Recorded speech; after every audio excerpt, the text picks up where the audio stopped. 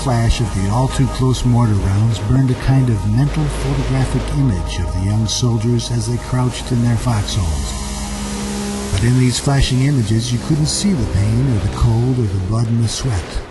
What you saw was the wide-eyed innocence, the fear, and even the glisten of a tear when a good friend lay dying or dead in the mud.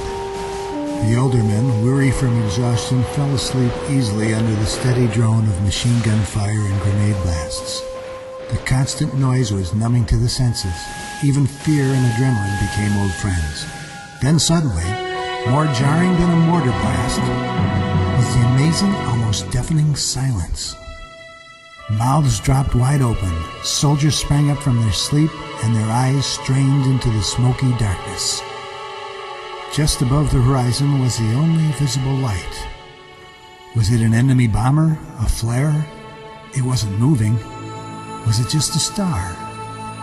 As each soldier's gaze became riveted upon the heavenly light, a faint sound was heard growing in the distance. The soldiers now strained to hear above the ringing in their ears to determine what this faint sound might be. It was midnight on Christmas Eve, and the sound they heard was what could only be described as a kind of melodic whisper. The sound was rapidly growing louder. Soon it had reached the bunkers.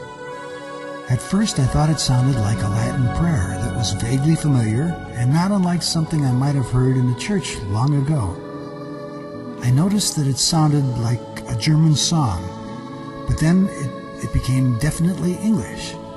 And as I started to recognize the words, every soldier began singing along in one huge chorus. I don't know if I believe in angels, but I know they were singing with us that night.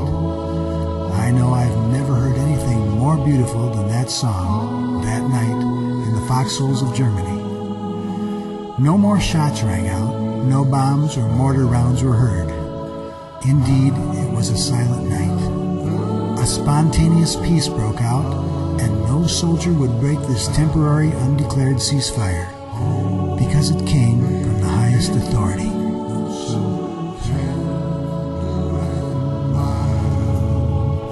Sleep.